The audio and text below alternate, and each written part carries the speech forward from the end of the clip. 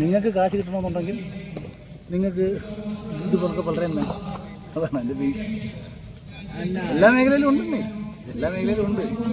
കൂടുതൽ ആൾക്കാരിലേക്ക് എത്തുമ്പം പലപ്പോഴും ഈ പറഞ്ഞ കണക്ക് 4 പേർ അറിയുന്ന ആൾക്കാരുടെ അടുത്തേക്ക് പോകുന്നുള്ളത് കൊണ്ടാണ്. പക്ഷേ ഈ ലഹരി എന്ന് പറയുമ്പോൾ വെറും 2 പേരിലേക്കാണ് ചുരുങ്ങി പോകുന്നത്. 2 പേരുടെ ചേർന്നാണ് മലയാള സിനിമ മൊത്തം അടിക്കുന്നത്. അതാണ് പറയുന്നത്. എല്ലാവരും പറയുന്നത് ട്രോളായാലും എന്താണ് ന്യൂസ് ആയാലും ഈ 2 പേര്, അതായത് ഷെയ്ൻ ടോം ചാക്കോ മറ്റൊന്ന് ശ്രീനാഥ് ബാസി എന്ന പേരാണ് എപ്പോഴും ന്യൂസ് ചാനലിൽ ചർച്ചയായിട്ട് വരുന്നതും ആളുകൾ ചർച്ചയാവുന്നതും. അല്ലെങ്കിൽ സിനിമയിൽ പ്രവർത്തിക്കുന്ന എന്താണ് പല ആളുകളും ഇവരുടെ പേരാണ് റിപ്പീറ്റ് ആയിട്ട് ലഹരി എന്ന് പറയുമ്പോൾ അവരുടെ പേരാണ് പറയുന്നത്. പക്ഷെ ബാക്കിയുള്ള പലരും ഉപയോഗിക്കുന്നത് ഉണ്ടെന്ന് തോന്നുന്നു. ഇന്നലെ വാർത്തയിൽ എനിക്കറിയില്ല പേര്, എനിക്ക് ഇതിനുമായി ബന്ധമില്ലല്ലോ. പുറത്തു വിടുന്ന വാർത്തകൾ അനുസരിച്ചാണ് നമ്മൾ അറിയുന്നത്. ഞാൻ എൻ്റെ ലൈഫിൽ ഈ സാധനം ഞാൻ കണ്ടിട്ടില്ല. എനിക്ക് തോന്നുന്നു ഏറ്റവും കൂടുതൽ ലഹരി നിയമവിധേയമായൊരു സ്ഥലമാണെന്ന് ആംസ്റ്റർഡാം. ഞാൻ അവിടെയും പോയിട്ടുള്ളതാണ്. കാരണം എനിക്കത് ആവശ്യമില്ലാത്തൊരു സ്പേസിലേക്ക് എനിക്ക് ആവശ്യമില്ലാത്ത ഒരിടത്തോട്ട് നമ്മൾ പോകാറുണ്ട്. നമുക്ക് ആവശ്യമുള്ള സാധനങ്ങളല്ലേ നമ്മൾ മേടിക്കാറുള്ളത്. അൾട്ടിമേറ്റ്ലി ഒരാൾക്ക് ആവശ്യം വരുമ്പോഴാണ് അതിന് സപ്ലൈസ് വരുന്നത് അല്ലേ. എനിക്ക് വേണ്ട ഇഷ്ടപ്പെട്ട ഇപ്പോൾ നമ്മൾ ഫേസ്ബുക്കിൻ്റെ സ്വഭാവം എന്താ, നമുക്ക് ഇഷ്ടമുള്ള സാധനങ്ങൾ നമ്മൾ സെർച്ച് ചെയ്യുമ്പോൾ ഫേസ്ബുക്ക് അതുമായി ബന്ധപ്പെട്ട പരസ്യങ്ങൾ നമ്മുടെ മുമ്പിലേക്ക് വെച്ച് തരും. അപ്പോൾ അതുപോലെ തന്നെ ഓരോ മനുഷ്യൻ്റെ ആവശ്യത്തിനനുസരിച്ച് കച്ചവടക്കാർ കസ്റ്റമേഴ്സിനെ കണ്ടെത്തിക്കൊണ്ടേയിരിക്കും. അപ്പോൾ മലയാള സിനിമയിൽ ഈ ലഹരി ആർക്കാണോ ആവശ്യം അവരുടെ അടുത്തേക്ക് കച്ചവടക്കാർ വരും. ഈ കച്ചവടക്കാരെയാണ് പിടിക്കേണ്ടത്. നമ്മളെപ്പോഴേ ബ്ലോക്ക് ചെയ്യാൻ പറ്റുക. നമുക്ക് തടയണമെങ്കിൽ ഇപ്പം ഷൈൻ സമ്മതിച്ചു എന്ന് പറയുന്നത് ലഹരി ഉപയോഗിച്ചിട്ടുണ്ട്. അപ്പോൾ എവിടെ നിന്ന് കിട്ടി, ആര് സപ്ലൈ ചെയ്തു, അവനെവിടെ നിന്ന് കിട്ടി, സോഴ്സിലേക്കല്ലേ പോകേണ്ടത്. നമ്മൾ ഇപ്പം ഒരു മരം വളർന്നു വരുന്ന ഒരു മരത്തിന് നടുവെച്ച് മുറിച്ചാൽ അത് വീണ്ടും പൊട്ടിക്കിളിച്ച് വീണ്ടും വളർന്നു വരും. വേരോടെ പിഴുത് കളഞ്ഞെങ്കിൽ മാത്രമേ അത് ഇല്ലാതാവത്തുള്ളൂ. ഇല്ലാതാക്കുകയാണ് നിങ്ങളുടെ ഉദ്ദേശമെങ്കിൽ അവിടേക്ക് പോകാം. അതല്ല ഇപ്പോൾ ഈ കണ്ടന്റ് കിട്ടി റീച്ചാക്കി ഷൈൻ ടോമിനെ 4 ദിവസം ദ്രോഹിച്ച് കഴിഞ്ഞിട്ട് 5ാമത്തെ ദിവസം അയാളുടെ പുറകെ തന്നെ ഓടാനാണ് ഉദ്ദേശമെങ്കിൽ അതുകൊണ്ട് ഒരു നാട് നന്നാവാൻ പോകുന്നില്ല. അൾട്ടിമേറ്റ്ലി ഒരു നാട് നന്നാവാൻ പോകുന്നില്ല. ഇപ്പോൾ നമ്മുടെ നാട്ടിൽ ആക്ച്വലി ഇപ്പോൾ എക്സൈസ് ഉണ്ട്, പോലീസുണ്ട്. വളരെ കുറച്ച് പേർ മാത്രമല്ലേ നമ്മുടെ നാട്ടിൽ നടക്കുന്ന ക്രൈം വെച്ച് നോക്കുമ്പം അതിൽ വർക്ക് ചെയ്യുന്നുള്ളൂ. അപ്പം നാട് നന്നാവാൻ എന്ത് ചെയ്യണം? ഇവിടെ ഒരു പാരൽ നിയമ സംവിധാനമുണ്ട്. ഏതാ പാരൽ നിയമ സംവിധാനം എന്നറിയാമോ? രക്ഷകർത്താക്കളാൽ അടങ്ങുന്ന ഒരു പാരൽ നിയമ സംവിധാനമുണ്ട്. മക്കളെ നിയന്ത്രിക്കുന്ന രക്ഷകർത്താക്കളല്ലേ. അധ്യാപകരാൽ അടങ്ങുന്ന ഒരു പാരൽ നിയമ സംവിധാനമുണ്ട്. സമൂഹത്തിൽ നടക്കുന്ന തെറ്റ്, ഒരു നാട്ടിൽ നടക്കുന്ന തെറ്റ്, ഈ തെറ്റ് ചൂണ്ടിക്കാണിക്കാൻ ആ നാടിൻ്റെ ഒരു നിയമ സംവിധാനമുണ്ട്.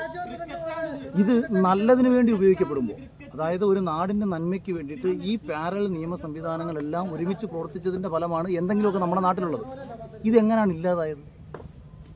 ഇപ്പം ഒരു നാട്ടിൽ ഒരു പ്രദേശത്ത് 2 പേർ വന്നിരുന്ന്, 2 കമിതാക്കളായിക്കോട്ടെ ആരും ആയിക്കോട്ടെ, അവർ വന്നിരുന്ന് കഞ്ചാവ് അടിക്കുകയോ മയക്കുമരുന്നടിക്കുകയോ ചെയ്യുമ്പോൾ അത് ചോദ്യം ചെയ്യാൻ ആ നാട്ടിൽ ഒരുത്തൻ പോകുന്ന സമയത്ത് അവനെ സദാചാര പോലീസ് എന്നും പറഞ്ഞും അല്ലാതെയും പറഞ്ഞും അവനെ ആക്ഷേപിച്ച് അവനെ കട്ട് ചെയ്യുമ്പോൾ അവിടെ 2 സ്വാതന്ത്ര്യം, അതാണല്ലോ ഇവിടുത്തെ പ്രശ്നം. ഈ സ്വാതന്ത്ര്യം എവിടെ എങ്ങനെയെന്ന് ദൂരം തിരിച്ചറിയത്തില്ല, അതാണ് കുഴപ്പം.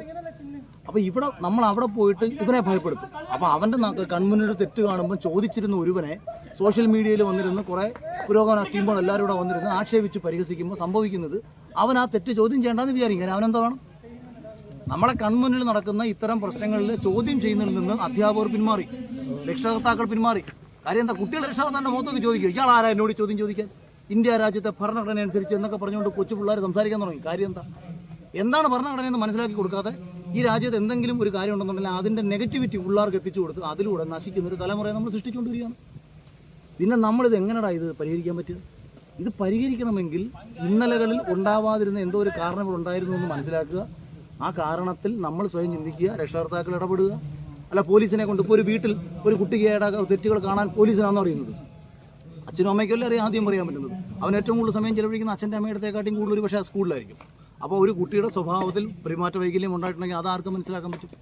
അധ്യാപകർക്ക് മനസ്സിലാക്കാൻ പറ്റും. ഈ അധ്യാപകനെ നിശബ്ദനാക്കി കഴിഞ്ഞാൽ അധ്യാപനം എന്ത് ചെയ്യും? അയാൾ ശമ്പളം പിടിച്ച് അയാളുടെ പാടുവെക്കും, പാഠപുസ്തകത്തിലെ കാര്യങ്ങൾ പഠിക്കും. കുട്ടി എങ്ങനെ ആയിക്കോട്ടെ, നമുക്കെന്താ വേണം? അപ്പം നമ്മൾ ചെയ്യേണ്ടത് നമ്മുടെ നാടിനെ നല്ല രീതിയിൽ നയിച്ചുകൊണ്ടിരുന്ന ഇത്തരം പാരലൽ സംവിധാനങ്ങൾക്ക് കൂടുതൽ ശക്തി വരിക. ഓരോ രക്ഷകർത്താക്കൾക്കും നമ്മൾ ശക്തി വരിക, ഓരോ അധ്യാപകർക്കും നമ്മൾ ശക്തി പകരുക. സമൂഹത്തിലെ ഓരോരുത്തരോടും അതാ ഞാൻ നിങ്ങളോട് ആദ്യം പറഞ്ഞത്. ഇപ്പം എനിക്ക് ഇപ്പം ഈ പറയുന്ന മയക്കുമരുന്ന് മറ്റും ഉപയോഗിക്കുന്ന ഒരുത്തനെ എനിക്ക് അറിയാമെങ്കിൽ ഞാൻ രഹസ്യമായിട്ട് എന്ത് ചെയ്യണം? ഇന്നാളെ വിളിച്ചു പറയാം, സാറേ ഇന്നടത്ത് ഇന്നൊരുത്തൻ അവന് ഈ പരിപാടിയുണ്ട്, എനിക്കറിയാം. അവനിത് അടിച്ചിട്ട് നമ്മുടെ പെങ്ങളെയോ നമ്മുടെ ഭാര്യയോ നമ്മുടെ അമ്മയോ കൊന്നു കഴിയുമ്പോഴത്തേക്ക് ചോദിക്കണമെന്നുള്ള ചോദ്യമല്ല വരേണ്ടത്. ഇവനിത് അടിക്കുന്നത് നമുക്കറിയാം, നമ്മുടെ ആയിരിക്കാം, നമുക്ക് എന്താ വേണം അല്ലേ? അവ അടിച്ചോട്ടെ, നമുക്ക് ഒരു കുഴപ്പമുള്ള കാര്യമല്ലല്ലോ. അവൻ എവിടെ വരുന്ന കഞ്ചാവോ മയക്കുമരുന്നോ ലഹരി എന്തോ അടിക്കും, നമ്മളെ ബാധിക്കുന്ന വിഷയമല്ല. പക്ഷെ നമ്മളെ ബാധിക്കും. നമ്മളറിയാതെ ഇവനാണ് നമുക്ക് വേണ്ടപ്പെട്ട ഒരാളുടെ മരണത്തിനോ മറ്റെന്തെങ്കിലും കുഴപ്പങ്ങൾക്കോ കാരണമായി എന്ന് നമ്മൾ അറിയുന്ന നിമിഷം നമുക്ക് തോന്നും, അന്നേ വിളിച്ച് പോലീസിനോട് ഇവനെ അങ്ങ് പറഞ്ഞാൽ മതിയായിരുന്നു. കാര്യം സ്വബോധം നശിക്കുമ്പോഴാണല്ലോ ഇതെല്ലാം ചെയ്യുന്നത്. മനുഷ്യൻ എങ്ങനെയാണ് ഇതൊക്കെ ചെയ്യാൻ പറ്റുക? നമ്മൾ മനുഷ്യനല്ലാതായി മാറുകയാണ്. മൃഗങ്ങൾക്ക് പോലും കുറേയൊക്കെ വിവേചനം ഉണ്ടെന്നാണ് ഞാൻ വിശ്വസിക്കുന്നത്. മൃഗങ്ങൾ അല്ലെങ്കിൽ അച്ഛനെയും അമ്മയും സഹോദരനെ അല്പം മേടിച്ചു കൊടുത്ത് സഹോദരനെ ചുറ്റിയലിനടിച്ചു കൊല്ലുക, കാമുകയെ അവിടെ പോയി കണ്ട് തല്ലിക്കൊല്ലുക, അധ്യാപകനാണെന്നോ രക്ഷകർത്താവാണെന്നോ തിരിച്ചറിയാതെ തല്ലിക്കൊല്ലുക. അപ്പോൾ മനുഷ്യനാണെങ്കിൽ സ്വയം ചിന്തിക്കാനും അതിനനുസരിച്ച് പെരുമാറാനും ബോധ്യം വരുന്നില്ല. അപ്പം മനുഷ്യനല്ലാതാക്കി മാറ്റുന്നൊരു സംഭവം, മനുഷ്യനല്ലാതാക്കി മാറ്റുന്നൊരു ലഹരിയെ നമുക്ക് ഇല്ലാതാക്കണമെങ്കിൽ നമ്മളെല്ലാവരും ചേർന്ന് പ്രവർത്തിച്ചേ പറ്റൂ. ഇതിനെതിരെ മൈത്രേയൻ പറഞ്ഞൊരു കാര്യമുണ്ട്, അതായത് ലഹരി ലീഗലൈസ് ചെയ്താൽ ഇതിന് ഒരു സൊല്യൂഷൻ ആയിട്ട് വരും എന്ന് പറഞ്ഞത്. അത് ലീഗലൈസ് ചെയ്യുമ്പോൾ ഇത്ര അഡിക്ഷൻ എല്ലാവർക്കും വരില്ല. ഭയങ്കര അദ്ദേഹം പറഞ്ഞ കാര്യമാണ്, സുലഭമായിട്ട് കിട്ടുമ്പോൾ ഇത്ര അധികം ടെൻഡൻസി ഉണ്ടാവില്ല. അത് കിട്ടാതെ വരുമ്പോഴാണ് കൂടുതൽ. ഇത് കടകളിലൊക്കെ സുലഭമായിട്ട് ലഭിക്കുമ്പോൾ ഇത്ര അധികം ആളുകൾക്ക് ഇൻഫ്ലുവൻസ് ആവില്ല എന്നാണ് അദ്ദേഹം പറഞ്ഞ വാക്കുകൾ. അതിനോട് എന്താ പറയുള്ളത്? മൈത്രേയൻ ആ പേരിൽ തന്നെ ഉണ്ടല്ലോ, അർത്ഥവത്തായ പേര് ദൈവം അറിഞ്ഞിട്ട് കൊടുത്തു. സമൂഹം അതിനും കാലങ്ങൾക്ക് മുന്നേ തന്നെ ആ പേരിൻ്റെ അർത്ഥം ഇവിടെ സൃഷ്ടിച്ചു വെച്ചിട്ടുണ്ട്. അങ്ങനെയൊക്കെയുള്ള വിവരക്കേടുകളൊക്കെ എന്തിനാണ് സമൂഹം പാടിക്കൊണ്ട് നടക്കുന്നത്? ഇത് സ്വയം തിരിച്ചറിവുണ്ടെങ്കിലാണല്ലോ ശരി ഏത് തെറ്റ് ഏതെന്ന് നമുക്കറിയാൻ പറ്റും. ഈ തിരിച്ചറിവുണ്ടാക്കി കൊടുക്കുകയാണല്ലേ ആദ്യം വേണ്ടത്. തിരിച്ചറിവുണ്ടാക്കി കൊടുത്താൽ മൈത്രേയൻ പറയുന്ന വർത്തമാനങ്ങളെ ഞാൻ യോജിക്കാം. സമൂഹത്തിനും തലമുറയ്ക്കും തിരിച്ചറിവുണ്ടെങ്കിൽ, കാര്യം പുള്ളി പറയുന്നതിന് ഞാൻ കുറ്റമൊന്നും പറയത്തില്ല കേട്ടോ. പുള്ളി പറയുന്ന ഒരു തലത്തിൽ, ഒരു ബോധതലത്തിൽ ഉയർന്നു നിൽക്കുന്ന ആൾക്കാർക്ക് മനസ്സിലാവുകയും വാർത്തകൾ അല്ല, അതിനോട് എന്താ പറയാനുള്ളത്? ഇതിലിപ്പോ ഫോക്കസ് ചെയ്യുന്ന സിനിമയിലാണ് ഫോക്കസ് ചെയ്തുകൊണ്ടിരിക്കുന്നത്. എന്ത് ലഹരി വന്നാലും സിനിമയിലാണ് ഫോക്കസ് ചെയ്യുന്നത്. ഞാൻ ലഹരി ബോഡി അങ്ങനെ നിനക്കറിയാവുന്നവരത്തൊക്കെ പുറമെ അടിക്കരുത്. ഞാനും അങ്ങനെ പറയാം. അങ്ങനെ നമുക്ക് ഈ നാടിനെ ലഹരി വിമുക്തമാക്കാം. പക്ഷേ എന്ന് പറഞ്ഞാൽ ഈ ലഹരി എന്ന് പറയുമ്പോൾ സിനിമ എന്ന് പറഞ്ഞാൽ എന്ത് വന്നാലും സിനിമ എന്നുള്ള ഒരു സോഫ്റ്റ് ടാർഗറ്റ് ആയിട്ട് മാറുന്നുണ്ട്. അപ്പോൾ എന്തുകൊണ്ടാണ് ക്യാമറ പിടിക്കാൻ ഇവനെ പിടിക്കാത്തുണ്ട്? അവനോട് ചോദിക്കും അതെന്താ റീച്ച് ആയിരിക്കും, വിറ്റ് കാശാക്കണം. അതാണ് സാറ്റലൈറ്റും ചെയ്യുന്നത്. അൾട്ടിമേറ്റ്ലി ഒരു വാർത്ത വരണമെങ്കിൽ ഇപ്പം കേരളത്തിൽ എത്രയോ അപകടങ്ങൾ നടക്കുന്നുണ്ട്. സിനിമാ നടന്മാരുടെ വാഹനങ്ങൾ അപകടത്തിൽപ്പെട്ട് കഴിഞ്ഞാൽ അവരുടെ പുറകെ ക്യാമറ തൂക്കി എല്ലാവരും ഓടത്തില്ലേ? എന്താ എല്ലാം അങ്ങനെയാണെങ്കിൽ ഈ ക്യാമറ തൂക്കി ഓടുന്ന ഓട്ടം എത്രയോ അപകടങ്ങളുടെ പിന്നാലെ ഉടനെ എന്താ ഓടാത്തത്? അപ്പോൾ അവൻ്റെ ജീവിതത്തെ വിറ്റ് കാശാക്കണം. കേരളത്തിൽ എത്രയോ പീഡനങ്ങൾ ഉണ്ടായിട്ടുണ്ട്. എന്തുകൊണ്ടാണ് സിനിമാ മേഖലയിൽ നടക്കുന്ന പീഡനങ്ങൾ വലിയ വാർത്തയാവുന്നത്? അത് കൂടുതൽ ആൾക്കാരിലേക്ക് എത്തും. അവിടെയാണ് വാർത്ത എന്ന് പറഞ്ഞാൽ സത്യമല്ലല്ലോ. വാർത്ത സത്യമല്ലല്ലോ. മാറുമോ ഇല്ലയോ എന്നുള്ളതാണ് പ്രശ്നം വരുന്നത് അല്ലേ? ഒരാൾ വീട്ടിലിരുന്ന് ഞാൻ നേരത്തെ ഒരു വാക്ക് പറഞ്ഞത് ഈ ഒരു സംഭവം എന്തുകൊണ്ടാണ് സംഭവിക്കുന്നത് പറഞ്ഞാൽ, നമ്മൾക്ക് ഒരാളിപ്പം മദ്യപിക്കുന്ന ഒരുത്തൻ മര്യാദയ്ക്ക്, ഇപ്പം നമ്മൾ എത്രയോ സർക്കാർ ഉദ്യോഗസ്ഥരെ മദ്യപിക്കാറുണ്ട്. അവർ 2 പെഗ് അടിച്ച് വീട്ടിൽ പോയി മര്യാദക്കിരിക്കും. വേറൊരുത്തന്നെ അപ്പം ആ സർക്കാർ ഉദ്യോഗസ്ഥൻ പറയുകയാണ് എന്താണ് മദ്യപിക്കുന്നതിൽ കുഴപ്പം? മദ്യപിക്കുന്നതിൽ ഞാൻ ഒരു തെറ്റും കാണുന്നില്ല. കാര്യം ഞാൻ നാളെ ഇതുവരെ മദ്യപിച്ചിട്ട് യാതൊരു പ്രശ്നങ്ങളും ഉണ്ടാക്കിയിട്ടില്ല. അത് അയാൾക്ക് ബോധം ഉണ്ടായതുണ്ട്. അതേസമയം അയാളുടെ അയൽപ്പക്കത്തൊരുത്തൻ 2 അടിച്ചിട്ട് പെണ്ണുമ്പോളെ കുനിച്ചിർത്തി ഇടിച്ചിട്ട് ഇയാളെ നോക്കി മുണ്ടോക്കി കാണിക്കും. അപ്പോൾ അവനോട് പറയുക മദ്യം സുലഭമാണെന്നാക്കിയിട്ട് കാര്യമുണ്ട്. അപ്പോൾ അവനെന്ത് ചെയ്യണം? അവനത് കിട്ടാതെ ഉണ്ടാക്കണം. കിട്ടാതിരുന്നാൽ ഇപ്പം നമ്മുടെ ഉമ്മൻചാണ്ടി സാറ് ബാള നിരോധിച്ച സമയത്ത് എനിക്കറിയാവുന്ന ഒരുപാട് പേര് പറഞ്ഞൊരു കാര്യമുണ്ട്. യഥാർത്ഥ കമ്മ്യൂണിസം അന്ന് നടപ്പിലാക്കിയത് ഉമ്മൻചാണ്ടിയാണെന്ന് ഞാൻ പറയും. എന്തെന്ന് വെച്ചാൽ, ഒരുത്തൻ മദ്യപാനിയാകുമ്പോൾ, ഞാൻ മദ്യപിച്ചിട്ടുള്ളതാണ്, ഞാൻ സിഗരറ്റ് വലിച്ചിട്ടുള്ളതാണ്, ഇപ്പോൾ ഇത് രണ്ടുമില്ല. മദ്യപിക്കാത്തത് എൻ്റെ ശരീരം എനിക്ക് മദ്യത്തെ സപ്പോർട്ട് ചെയ്യാത്തതുകൊണ്ട് സിഗരറ്റ് വലി ഞാൻ നിർത്തുകയും ചെയ്തു.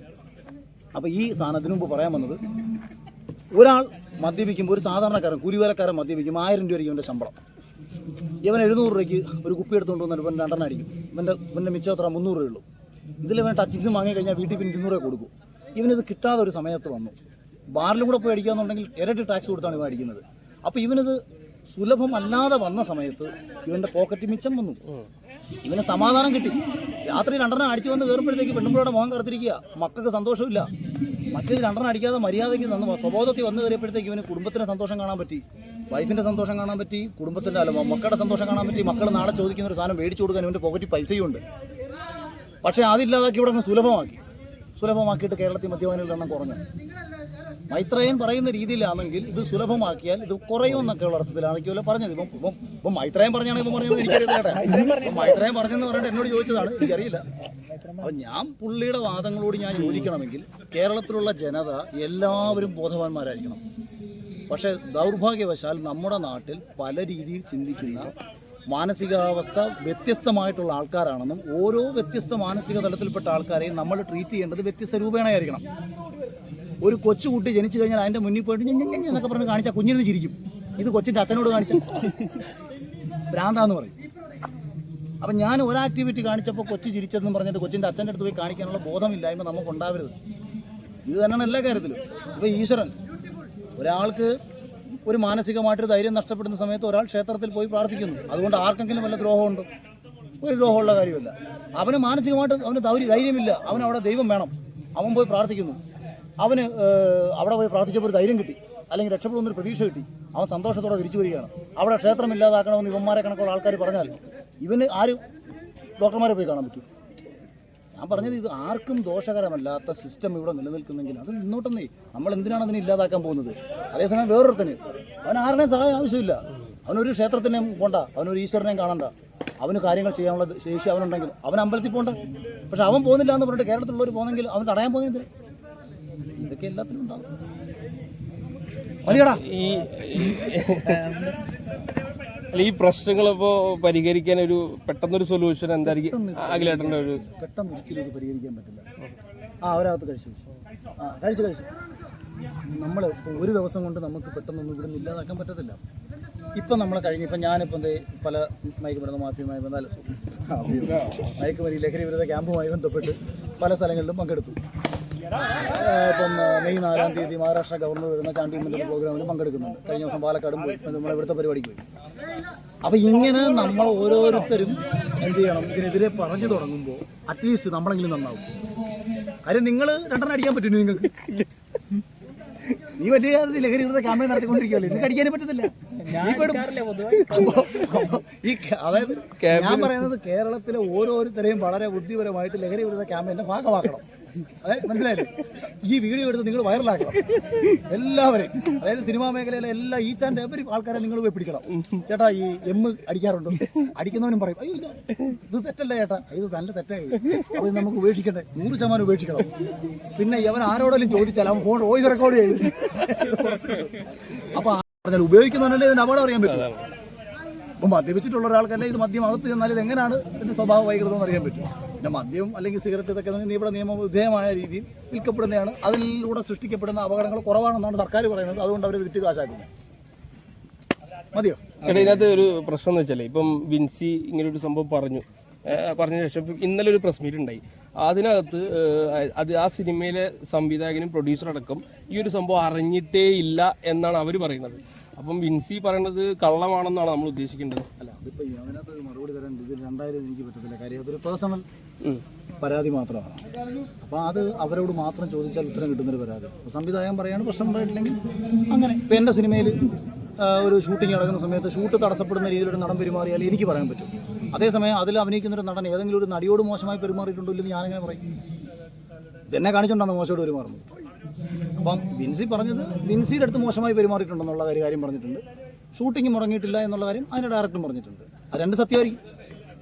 രണ്ടിനെയും കൂടെ കൂട്ടിക്കെട്ടേണ്ട കാര്യമില്ലല്ലോ. രണ്ട് കോൺടാക്സ്റ്റ് രണ്ട് കാര്യങ്ങളല്ലേ. അല്ല അവള് അപ്പൊ ആരോടെങ്കിലും പറഞ്ഞിട്ടുണ്ടാവില്ല. അതെങ്ങനെയാലും അവർ അറിയുന്നില്ല. ഒരാൾ മോശമായി പെരുമാറാന്ന് പറഞ്ഞാൽ ഒരാളിപ്പം നമ്മുടെ അടുത്ത് ഒരാൾ പെരുമാറുന്നത്, ഇപ്പം ഞാനിപ്പോൾ നിങ്ങളുടെ അടുത്ത് ഇപ്പോൾ സ്നേഹത്തോടെ സംസാരിക്കുമ്പോൾ ഞാൻ നിങ്ങളുടെ അടുത്ത് എടാ പോടാന്നൊക്കെ വിളിച്ച് സംസാരിക്കും. അതേസമയം ഇതേ ടോൺ മാറ്റി ചൂടായി കഴിഞ്ഞാൽ നിങ്ങൾക്ക് ഇഷ്ടപ്പെടാതെ വരും. അപ്പോൾ അത് മോശം പെരുമാറ്റമാണ്. അതിലേട്ട് നമ്മുടെ അടുത്ത് വളരെ മോശമായിട്ട് സംസാരിക്കുന്നത്. സ്നേഹത്തോടെ വിളിക്കുമ്പോൾ നമ്മളത് കേൾക്കും. ഇതൊരു തേർഡ് പാർട്ടി കേട്ട് കഴിഞ്ഞാൽ ഒരു ഭാര്യയും ഭർത്താവും കൂടെ അടുത്തിരുന്ന് സംസാരിക്കുമ്പോൾ അന്ന് തന്നെ ഞാൻ കൊല്ലുവടി എന്നൊക്കെ പറയും. കൊലപാതക ശ്രമം വധശ്രമമില്ല കൊല്ലുവടി എന്ന് പറഞ്ഞാൽ ഇത് സ്നേഹത്തോടെ ഏത് കോൺടാക്സ്റ്റിലാണ് ഒരു കാര്യം പറയുന്നത് അത് അവർക്കേ അറിയത്തുള്ളൂ. ഇപ്പൊ ഇവിടെ കേരളത്തിൽ ബാറിനെക്കാട്ടും വളരെയധികം കുറവാണ് ഈ ഡി അഡിക്ഷൻ സെന്റർ. അപ്പൊ അതിനൊരു കാരണം എന്ന് പറഞ്ഞാൽ സർക്കാർ ഇതിനൊരു പാകമല്ല ഇത് ഇത്ര അധികം അഡിക്ഷന് ജനങ്ങളിലേക്ക് എത്തിക്കുന്നതിൽ. നിന്റെ ആഗ്രഹം ഇവിടെ എല്ലാവരും കഞ്ഞിലും കഞ്ചാവും അടിച്ച് ഡി അഡിക്ഷൻ സെന്ററിൽ പോയി കിടക്കണമെന്നാണോ? അല്ല, നമുക്ക് സ്വയമേ തോന്നിയില്ലെങ്കിൽ മറ്റുള്ളവരൊക്കെ ഏൽപ്പിച്ച് ഡി അഡിക്ഷൻ സെന്ററിലേക്കാനുള്ള ഒരു സംവിധാനം ഇവിടെ ഉണ്ട്. പക്ഷെ അതിനുള്ള സെന്ററുകൾ വളരെ കുറവുകളാണ്. അതായത് ഇവിടെ മനുഷ്യർ മൊത്തം ലക്കില്ലാകാനും ഇല്ലാതെ നടക്കുന്നു. അതുകൊണ്ട് ഡി അഡിക്ഷൻ സെന്റർ വേണമെന്നല്ല നീ പറഞ്ഞത്. കേരളത്തിലെ ആരോഗ്യത്തോടെ നടക്കുകയാണെങ്കിൽ ആശുപത്രി വേണോ? വേണ്ടല്ലോ. ആശുപത്രികൾ കെട്ടിവീരുന്നത് ആരോഗ്യരംഗത്തെ വികസനമാണോ? ആശുപത്രി പൊളിച്ചു കളയുന്നതാണ് ആരോഗ്യരംഗത്തെ വികസനം. കേരളത്തിൽ മൾട്ടി സ്പെഷ്യാലിറ്റി ഹോസ്പിറ്റലുകളുടെ എണ്ണം കൂടുന്നതിനനുസരിച്ച് കേരളം അത്രയും രോഗികളുടെ നാടാണെന്നാണ് മനസ്സിലാക്കേണ്ടത്. അവിടുത്തെ ആരോഗ്യരംഗത്തിന്റെ വികസനമല്ലത്. നമ്മുടെ ആരോഗ്യരംഗത്തിന്റെ വികസനമാണെന്ന് പറയരുത്. നമ്മൾ നമ്പർ 1 ആണ് ആരോഗ്യത്തിൽ. അങ്ങനെ നമ്മൾ അല്ല, അതിപ്പം ഓക്കെ, നമ്മൾ ആരോഗ്യത്തിൽ നമ്മൾ നമ്പർ 1 ആണെന്ന് പറഞ്ഞെങ്കിൽ ഇവിടെ ഒരു ആശുപത്രി ഉണ്ടാവാൻ പാടില്ല. ഞാൻ പറഞ്ഞത് കൃത്യമാണ്, എനിക്കത് മനസ്സിലാക്കണമെന്ന് ഞാൻ വിശ്വസിക്കുന്നു. അതായത് ഇപ്പം ഞാൻ ഒരു ഹോസ്പിറ്റലിൽ എനിക്ക് ഹോസ്പിറ്റലിൽ ആവശ്യമില്ല. അതൊന്നും എന്തുകൊണ്ടാ? എനിക്ക് ആരോഗ്യമുണ്ട്, എനിക്ക് രോഗമില്ലാത്ത അവസ്ഥയിലൂടെയാണ് ഞാൻ കടന്നു പോകുന്നതെങ്കിൽ എനിക്ക് ആശുപത്രിയുടെ ആവശ്യമില്ല. പക്ഷേ എൻ്റെ ചുറ്റിനും 100,000 ആശുപത്രികളുണ്ടെങ്കിൽ അവൻ കോടിക്കണക്കിന് രൂപ മുടക്കി അതിൽ ഇൻവെസ്റ്റ് ചെയ്ത് അതിൽ നിന്ന് കാശുണ്ടാക്കുന്നെങ്കിൽ കേരളത്തിൽ അത്രയും രോഗികളുണ്ടെന്നാണ് എൻ്റെ അർത്ഥം. അവൻ സർവൈവ് ചെയ്യാൻ പറ്റുന്നില്ലേ? ആശുപത്രിയിൽ ഫലൂട വിൽക്കലല്ലോ പരിപാടി, മരുന്നല്ലേ, ഇത് മേടിച്ചെടുത്തും കഴിക്കണ്ടേ? അതുപോലെ തന്നെയാണ് ഡി അഡിക്ഷൻ സെന്ററിന്റെ എണ്ണം കൂട്ടണമെന്ന് നീ പറഞ്ഞാൽ കേരളത്തിൽ അത്രയും തെക്ക് വടക്ക് നടക്കുന്ന ലക്കും ലഗാനും ഇല്ലാത്ത മനുഷ്യരുടെ എണ്ണം കൂടി എന്ന് പറയുന്നതാണ്. അപ്പോൾ അത് കൂട്ടുക എന്നുള്ളതല്ല, നമ്മൾ ഡി അഡിക്ഷൻ സെന്റർ ഉണ്ടാക്കുക എന്നുള്ളതല്ല. ഒരു ഡി അഡിക്ഷൻ സെന്ററും ഉണ്ടാവാത്ത അവസ്ഥ സൃഷ്ടിക്കുക എന്നുള്ളതാണ് നമ്മൾ നോക്കേണ്ടത്. പോയിട്ട് 2 അടിച്ചിട്ട് വേണം. Okay thank you. അപ്പൊ നാളെ ജയിക്കട്ടെ കേട്ടോ. Okay, thank you.